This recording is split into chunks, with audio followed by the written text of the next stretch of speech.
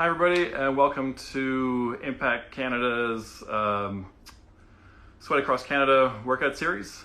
Today's workout is powered by Decathlon Canada.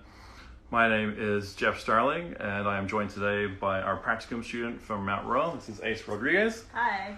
Ace will be supporting me on tech today and be a model for some demo movements and maybe take over because so Ace is right in the final stages of their practicum, so this is kind of a cool experience, right? The Mount Royal program is a 2-year full-time diploma to be certified as a fitness trainer. So this is a really comprehensive program, including 100 hours of practice. You can hear in the background, this is my new puppy. This is Bubba. Hi, Bubba. Come say hi. Bubba is our gym dog. This is Bubba. This is Bubba the gym dog. Bubba is still learning his way around the gym, so he might have to leave because he gets a little bit distracted, especially when there's a camera. So, hi Bubba, bye Bubba. Let's go, bud. Out you go. Okay. Gym dog in training. So there is a prize for today. It is a $100 gift card for Decathlon Canada. They are new to Canada, and Calgary is one of their flagship stores. So to be eligible for that prize pack, you need to tag a friend in the comments. Make sure you've already subscribed to Impact Mag Canada, and then add Decathlon Canada to that. That's all you need to do. Then Impact will contact you if you're the successful person.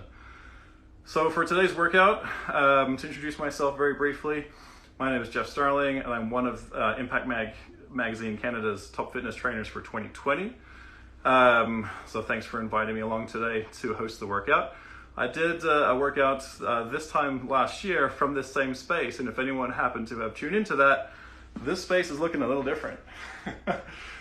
This time last year, it was a very much a garage with a few bits of fitness equipment in it. Now we have kind of leaned in, we've gone full COVID response.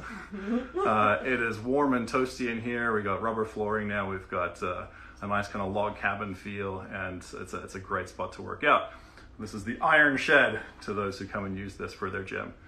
Again, just remember to tag a friend in the comments to be eligible for that prize pack. The workout for today is going to be a full body workout. The folks we work with mostly at Everybody Stronger is, I'd say on the most part, these are folks who are either new to exercise or new in a long time. Sometimes that's as recent as, since the lockdowns. And for others, it's 20, 30 years. Or for some, it's like never at all. So becoming active for the first time as an adult can be pretty intimidating, pretty scary. So we provide a very safe space, and we start at a very low level for exercise. So we kind of ease in. You'll notice that the first round of movements is going to be very introductory, just to make sure that movement patterns are solid. So we're going to work on a squat pattern, a hinge pattern, just to make sure that everyone's moving in a safe and effective way. And then we'll slowly progress the difficulty and intensity. So if some of the base movements are not as challenging as you'd like, you can just keep going anyway, or you can step them up yourself, or wait around for the end and we'll kind of ramp it up more towards the end. So I briefly introduced myself and my company. So this is Everybody Stronger. We're here in Inglewood in Calgary. We mostly, work with a primary healthcare and allied health. So take folks who are, say, going to their family physician for advice on how to become more active, but are usually kind of terrified of mainstream fitness and mainstream fitness facilities.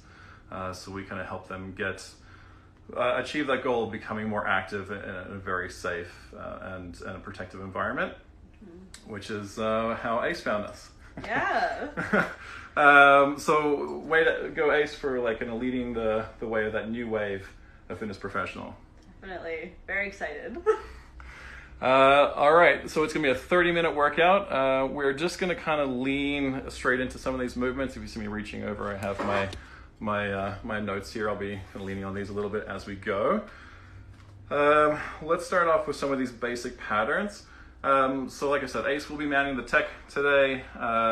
So if you have comments or questions, drop them in, and then we'll do our best to respond as we go. And then, yeah, I may pull Ace away now and again to demo, show some coaching in action too. I'd say the people who are going to enjoy get the most out of this workout today are kind of newer to exercise, or if you are a coach and you're looking to develop your skills with folks who are newer to exercise, then this could be a really good kind of professional day for you too. Actually, Ace found me by doing a virtual practicum, where I kind of demoed how we work with folks like that, because it is a skill set and it's a very, very underserved population in fitness. So if you're looking to maybe expand your offering as a fitness professional, this is a really good, a very, very fulfilling population, and one that is desperately in need of more professionals who are skilled in working with folks like that. Yeah, all right. So we're going to start with the squat pattern, because whether we like it or not, we all basically have to stand up and sit down a couple of times every day, almost no matter what. I like to use a bench for this just to have a target.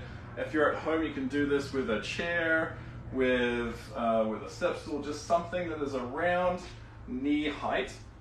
This one here, it's a 17-inch bench. This is our custom-made powerlifting bench. So it's low, it's flat, but it also provides a very solid surface for squatting.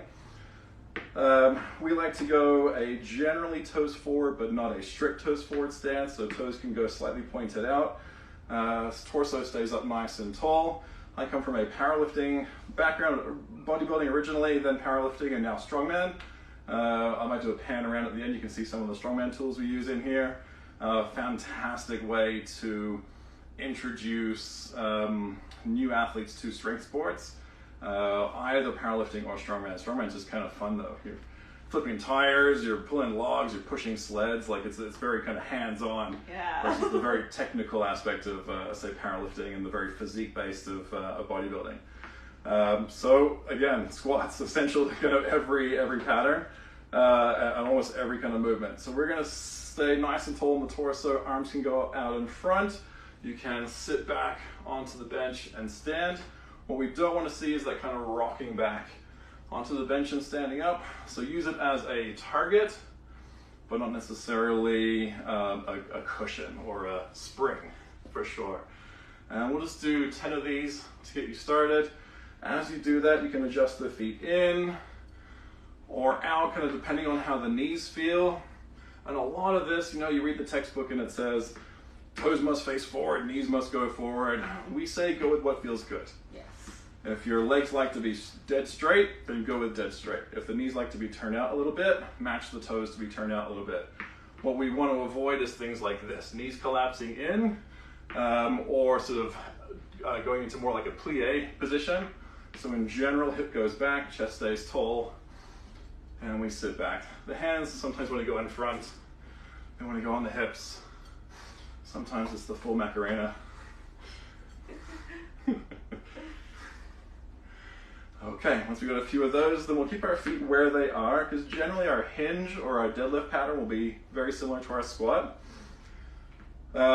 This is going to be still with a nice tall torso. However, the movement now is coming more from the hip than from the knees. So we start with the hands on the thighs. As we push our hips back, the hands will kind of run down the thighs and end up just below the knees. So if you had a barbell or a kettlebell in the hands, this is kind of where you would end up around the floor. We tend to keep the chin about the same distance off the chest and avoid that kind of reaching the chin forward. And again, 10 of these to get you warmed up. I'd say if your hands are getting down to kind of mid-shin, you're doing pretty well. But anywhere around the knee shows that that action is coming from your hip. And again, if this was a bar or a kettlebell or a dumbbell, they would be staying kind of right tight to your leg. You can always spot the bodybuilder or the powerlifter in the room because they have scars all down the shins from dragging the bar. Especially ones that wear shorts year round. Yeah. And why we wear those pretty socks when we do our competitions. The long socks. The long socks. Lovely. So after that squat and hinge, Then again, another fundamental pattern is our press pattern. Not as often, but we do often reach things from shelves, we pick things up from the ground, we sit up, we sit down, and it's important to be able to do that safely, especially to protect the shoulders, the neck, and the spine. So to reach something from a shelf, we're going to, I'll demo this one from the back, we're going to pin our shoulders together, we're going to press the hands up in the air, and we're going to return them down. So what we don't want to see is this, kind of shrug up and forward, pin the shoulders down, arms extend up, and hands come down. And again, kind of 10 of these. Doesn't matter if the hands are facing forward, hands are faced back, hands are facing each other. The one thing to note on here, if you do add weight to this pattern, is there will be a tendency to kind of arch the back, or lock out really straight, or kind of shrug forward. So we like to keep the knees nice and soft on this one, and actually with a more push press kind of pattern, you're going to use your legs to initiate some of that press movement. Just a short little squat. This one's a little more knees forward than hip back. But you notice the spine still stays nice and straight. So we're not necessarily squishing up at the top or leaning too far back. In strongman, we tend to do a bit more of a lean and press with some of the bigger implements. But today we're going to work on a very strict, sort of tall torso.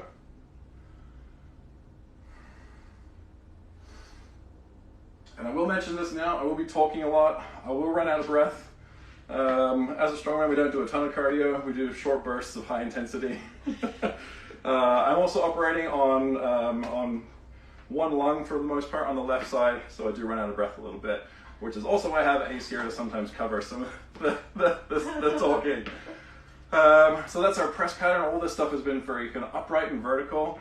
Now we're going to go into a step back pattern. So I'll demo this from the side, and I might just tilt that camera down just a teeny bit. Let's hope it doesn't fall off the stand. You can hold it a little closer if you like. Oh, don't break it. Oh, come on. Sorry. Noticing you're getting more ceiling than floor. There we go. We're good. Okay, for that step back pattern, we're going to go again nice and tall in the torso, and it's a long step back. Now we want the torso to stay nice and tall, so as you go down, it's the knee traveling down towards the floor. We tend to see a lot of this, that kind of coming forward on the knee, sometimes to the extent that even the heel will lift off the floor. We want to use both legs equally on this one, so body faces forward. Again, maybe hands on the hips, hands across the chest, hands out in front. And we're going to go 10 of these. Now, I warned you at the start, I was going to focus on these patterns before we get into the actual workout. And for me, we never load poor patterns. We always establish good patterns first, and then we load. So for those on the feed who are like, yeah, I know how to step back lunge. It's still good to warm up, and it's still good to practice the fundamentals. You can do that either as a pulse for a few reps, or you can do it as a step, and a step. And if Ace, if you can grab me a dowel, please. Absolutely. This is also a challenging pattern for some folks, especially folks in larger bodies or folks who are dealing with knee complications. So don't be afraid to use some support. We use dowels quite a bit. Arms go straight, foot is around about the base of the dowel. We take a step back, and we can use that dowel to get back up. Case in point, we were using one of these this morning. Never be afraid to adjust the movement to your requirements. And like with turning the toes in and out, the knees in and out, find the pattern that feels best. Now we're going to do some ground-based stuff, so our plank. Just for the interest of demonstration, I'm going to use the bench here for some stuff today. I think for the plank, I'm going to have to pull this back a bit so you can see me on the ground here. We like our planks going from all the way on the floor. Yes. It's Geoff's super gross, super hard planks. However, they're very safe and very strong and very effective. So we're going to start with feet together, elbows tucked into the side, forehead down to the floor, a deep breath into brace. We haven't done a lot of breath work yet. We will do that as we go. Deep breath into brace, and we're just going to press up So the hip is just off the ground. And then we come down. Inhale the brace, forehead to the floor, and press up onto the elbows. Now if that is not challenging enough, then you can go from here to the toes, but nothing about the pattern changes from knees to toes. Everything at the waist stays the same. We're just slightly above horizontal at the waist. If the knees need to come down for a break, come back up. And then always finishing on the knees to come back down to protect the back. Now up and down from the ground, I just kind of drop down there, but however you need to get up and down from the ground and how you get back up. Our last one's going to be a hollow pattern, so that's the same thing lying on our back. Let's demo that at like a 45 so I can fit in the frame here. It's cozy in here, we're at 200 square feet. Pre-COVID, I was in a 5,000 square foot gym. However, I am learning, I'm listening to my clients, my people. They much prefer the quiet, the small, the very safe and protected space. So if you have room to do this, I highly, highly recommend. And just from here, we're going to go toes pointing forward, fingers over the head. 5 inhale and exhale cycles just to establish that breath nice and deep in the abdomen. You should notice some rise and fall in the rib cage as well. If it's too much in the throat, push it down. If it's all in the abdomen, draw it up a little bit. You want it sort of 70-30 abdomen to rib cage. And as much as possible, in and out through the nose.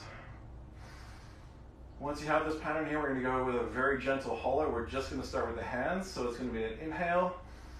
And the hands are going to come just off the ground. Just a few seconds on there. And then we're going to go one leg at a time off the ground. And again, just check in, making sure everything here is feeling good. And we can try an alternating pattern. So keeping the arms and legs out straight, toes pointing forward, fingers pointing back. Again, keeping the spine nice and supported. And if you really want to go for it, a nice big inhale. As you exhale, fingers and heels coming just off the ground for a couple inches. And then return. Now, if you can do this better than I can, you go for it. I can't always demo everything perfectly. Breath stuff, I do okay. Trunk stuff, I carry big heavy stones around because sometimes the more isolated or intricate stuff eludes me. Yeah, agreed. The clients are always terrified. When if I bring out a 50-pound dumbbell, they're like, oh yeah, I know what I'm doing. When I bring out a 5-pound dumbbell, they get scared. So now we're going to put this into a bit of a sequence. We're going to apply it into practice. We're going to start with a cat-cow and then go into a plank and then a renegade row. This is going to be our first pattern. I'm going to demo this on the bench just so you can get a good view of it. And why don't I do the first pattern and then I'll get Ace to demo the next pattern just so you can see 2 different bodies in action. So our cat-cow, if you are able to get onto the knees, again, you'll be doing this on the floor for the most part. I don't expect you to have a bench like this just lying around. But again, starting with the breath, as we inhale, we're going to draw the chin to the chest and arch the back. And then as we exhale, we're going to draw the shoulders down. This time we do want to extend the chin forward. Inhale around the shoulders and press up. Exhale around the shoulders and press down. There's actually a lot that happens in this movement. You are releasing the muscles in the low back. You're training your shoulders to move independent of your neck.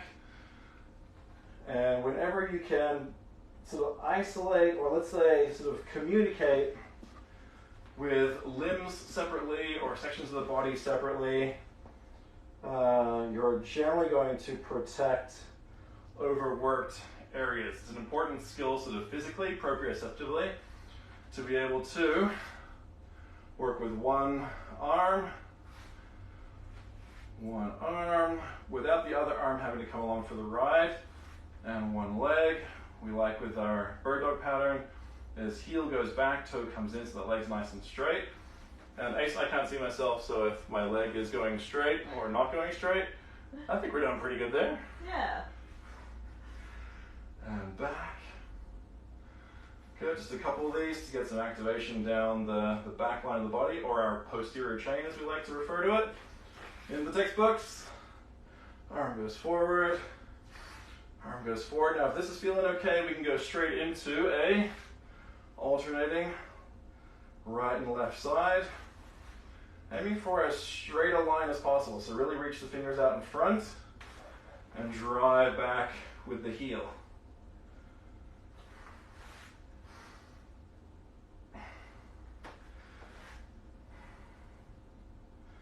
The main reason Bubba doesn't get to stay around for the workout today is because anyone lying down, sitting down, anything that isn't standing up is immediate playtime, and that's going to make for a very cute workout, but not a super productive one. Yeah.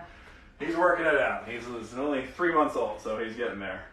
And then our Renegade Row Pattern. So that is going to be, again, from our quadruped or our hands and knees position. It's going to be a little narrow for me on the bench here, but you're getting a good view.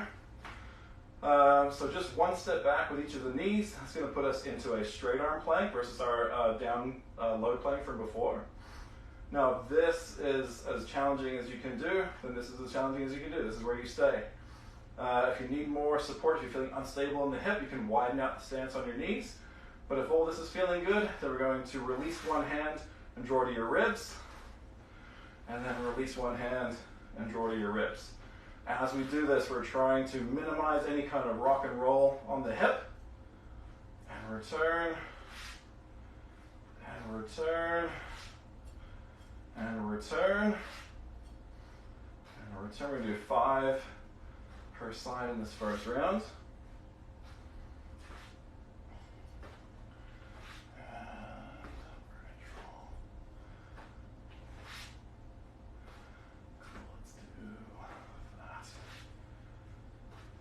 Excellent. All right, so that's kind of our first pattern.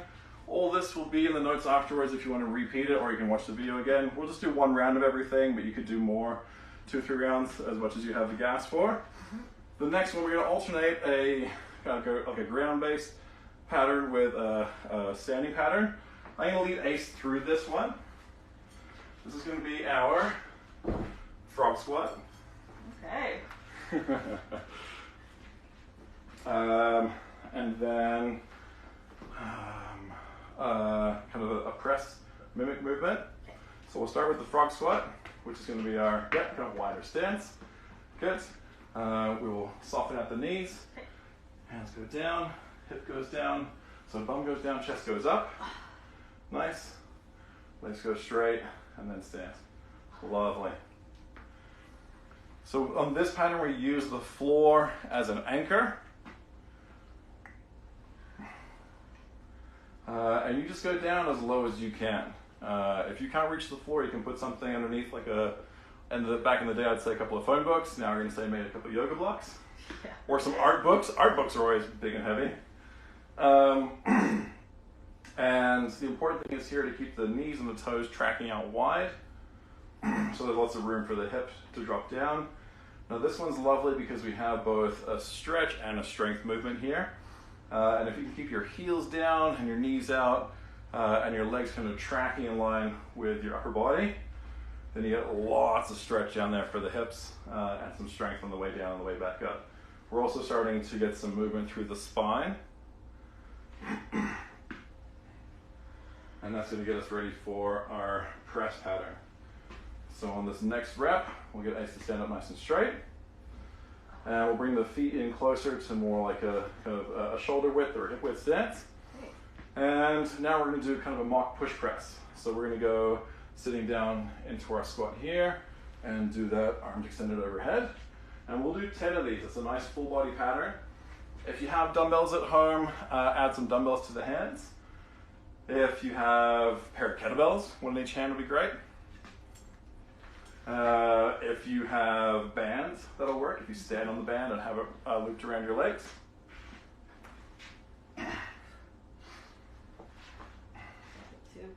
Lovely.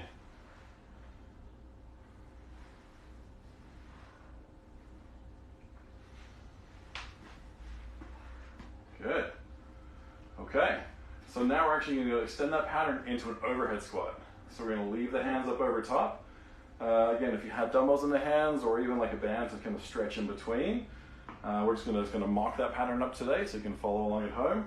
And torso stays up nice and tall, hands are pressed up to the ceiling, and then bum goes down.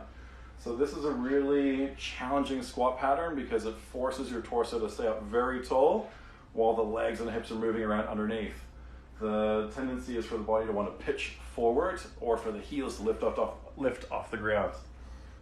So as deep as you can where the heels stay on the ground, torso's up nice and tall, and use that kind of extending the hands up top to get the trunk to work. Like this is double time for the trunk. Yeah.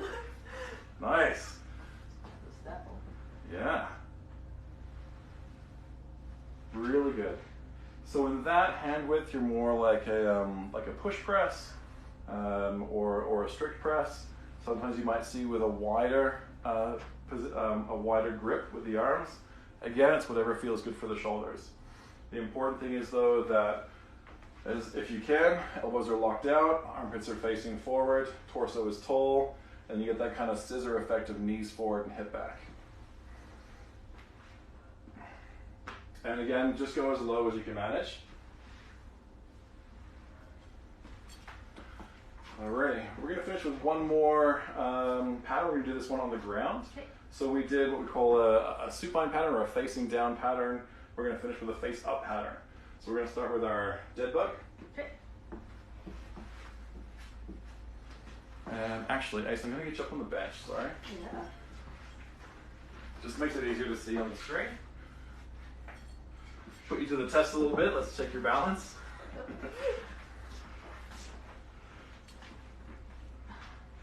That's in my bed. So we're going to start with fingers pointing right up into the sky, palms facing each other, and lots of kind of right angles. So a right angle here at the armpit, right angle here at the hip, into the knee, not to the foot, toes even pointing up to the sky. So all these kind of right angles through here. And we're going to start with just a single arm at a time, so nothing moves except that active limb. So we're going to reach back with the one arm, and then we're going to keep the same angle at the knee and touch the heel to the floor. We'll just repeat that one more time with this angle staying the same at the knee, so the leg drops down like so. Just to start, and we'll build up from there. Awesome. Do one more of those patterns. Now the other thing to notice is on here is your back will be inclined to arch when you're lying on the back with the hip bent like that. So really do your best to press your spine down flat into the bench there. You can almost feel like kind of sucking your belly button down through your spine into the floor, which makes it really hard when you start moving limbs around. Mm-hmm. So now we're going to do opposite arm and leg. Good. See, even for the pros it's tough. That's a lot to think about. Good. Nice. Let's see if we can get that thumb all the way to the floor. Nice.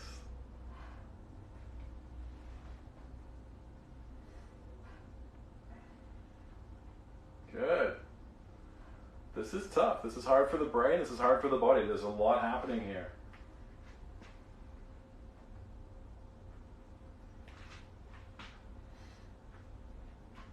Good. Let's go down to a hip bridge from here. So we're going to go both heels on the floor, tucked in kind of nice and tight to the backside. Once you're set up, you're going to keep those arms up overhead again, reaching to the ceiling, palms facing each other, hands open. Deep breath into brace, and then as you exhale, heel into the floor, drive the hip up off the bench. And again, we're talking about that posterior chain, that kind of line down the back of the body that gets pretty neglected. It goes down from the armpit, kind of right down through your hip into the back of your knee. And we're going to go down. We're going to do 10 pulses like that. So each breath cycle, a full repetition.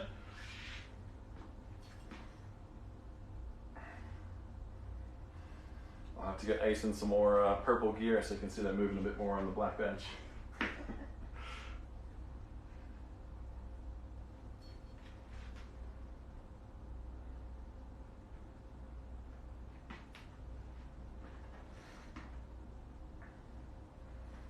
So you can see like a very slow, very smooth, controlled movement. We never want to just launch into stuff. We never want to get into stuff that doesn't feel right. It is always, always, always safer, more effective to start easy, start with an intensity that you feel confident with, and then build from there. But the breath work really helps to control the tempo and make sure that every rep is quality every single time. Always, always, always quality over quantity, no matter what. There's been a lot of uptake in home video watching, following YouTube videos, following apps, and the one, I'd say the single greatest challenge of that is you don't know how you look compared to what they're coaching. If you're inexperienced with sort of fundamental patterns like this, with control of the body, that kind of proprioceptive engagement, you could think you're doing what you're seeing on the screen, and it could be very different. And sometimes that's okay, and other times that can be potentially harmful. So yeah, I think the model like this, where you sort of get someone on the other end of the line who's there in person, we are now going to finish with the rolling sit-up. So this one we will go on the ground because you won't have space for that on the bench. We're going to, I'll pull this bench all the way out of the way. You're going to get set up in about that same space, so there's lots of throw from the camera. Let's get you back even a little bit more if you can. Yep, awesome, watch your head. Let's come towards me just a little bit. Lovely. All right, everyone can see Ace okay? So we're gonna go with a rolling sit-up, so a very supported sit-up. You're gonna see this as like kind of the first phase of a Turkish get-up. And that's going to be, let's go left side down, right side up, so you're kind of rolling towards the camera. So that's going to be right hand to the ceiling. Good. Nice. And again, really using the breath on this one. That hand can actually stay reaching to the ceiling the whole time. So imagine you have a dumbbell or a kettlebell on your hand. You're going to balance that weight from your shoulder and then press it to the ceiling. Kind of like our squatting, our deadlifting, our other really sort of foundational patterns. It's really important to use the ground as a base. If anyone's in boxing or martial arts, you always use the ground as your base to stabilize and produce your power. So same with a lot of the strength movements. You'll see here that Ace is pressing down into the floor to be able to extend up in a safe way. We're not seeing a lot of rolling on the hip, so very well supported. Lots of support for the back, lots of work for the body. And the nice part with this is, once you can do it with body weight, then you can add weight to it.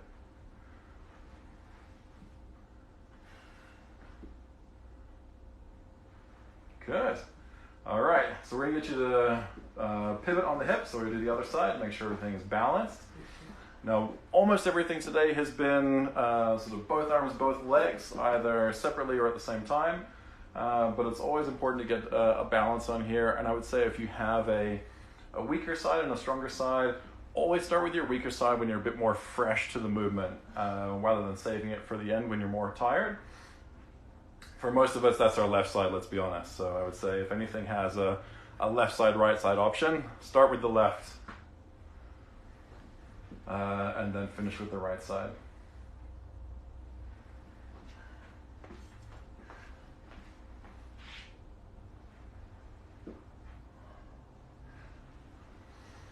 And again, so this gets saved to Impact's IGTV, so you can log in and watch again. I think they host it elsewhere too. It'll be on mine as well. Ace is going to finish up this pattern here, and then we'll do a sign-off. We're just over our half hour here, so make sure everyone gets time. Fantastic. Thank you, Ace. That was brilliant. It's tough, eh? Like, you know, even for stuff that kind of looks kind of easy, this stuff is tough, especially if you do it well. Mm-hmm. Yeah, I think we all kind of, sometimes we're pressed for time. We just kind of want to get the work done, and we just rush through it. But I'd rather see 10 really good ones done slowly and properly than 20 just kind of rush through to get 20. Absolutely. All right. Alrighty, so that's the workout for today. Like I said, that will be stored so you can watch it back again. One round of each of those is a good start, and then you can do it as a circuit, so one of each of those 3 patterns, and then repeat. You could do them in blocks. If all you did was just one of those through for your first time and then built up from there, that's great too. If you want any more of this type of coaching, or if you're a professional looking to learn how we work with folks in this population, give me a shout. It's info@everybodystronger.com, or on the banner at the back. You can follow us on Instagram and Facebook. Make sure you subscribe to Instagram and Decathlon Canada, and then tag a friend in the comments to be in the run for that $100 gift card. A friend went to Decathlon a couple weeks ago and said they have great stuff at very reasonable prices, so that $100 could go a pretty long way. Thank you again to Impact Magazine for having me on today, and for doing these Sweat Across Canada workouts for almost a year and a half now. It's heartbreaking that we've had to do this for that long, but amazing. We have institutions like Impact Mag celebrating their 30th year in production this year, who are committed to serving the community and the profession in the industry like this. So thank you, Impact. Thank you, Decathlon Canada. And congratulations to whoever gets that $100. And thank you, Ace. Absolutely. And thank you, Matt Rolla, for providing, for building such fantastic students and new fitness professionals. Any other comments, leave them in the box, and we'll get back to you when we can. Thanks, everyone. Have a great rest of the day. Thank you.